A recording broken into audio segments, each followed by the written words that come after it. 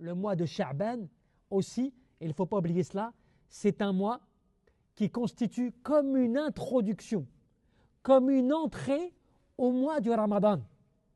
Tu as le mois de Ramadan, qui est le mois béni en soi.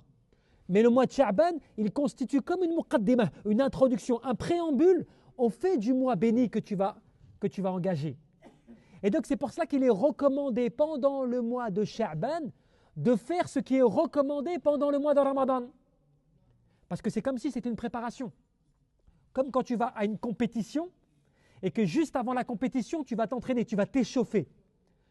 Hein, lorsque tu vas pour aller faire quelque chose forcément qui va nécessiter de ta part beaucoup d'efforts, et bien souvent, qu'est-ce qui se passe? Eh bien, tu te prépares. Il chauffe ses membres avant la compétition, avant le combat. Parce qu'il sait qu'il ne veut pas avoir, tu vois, une cassure, avoir un mauvais mouvement, quelque chose qui pourrait le bloquer pendant son action, n'est-ce pas? Donc il se prépare. Et bien de la même manière, pendant le mois de Ramadan, puisque c'est un mois dans lequel, eh bien, tu te dois d'être en pleine action, que tu dois être en pleine forme et que tu dois profiter de chaque jour, eh bien, il faut que tu t'échauffes.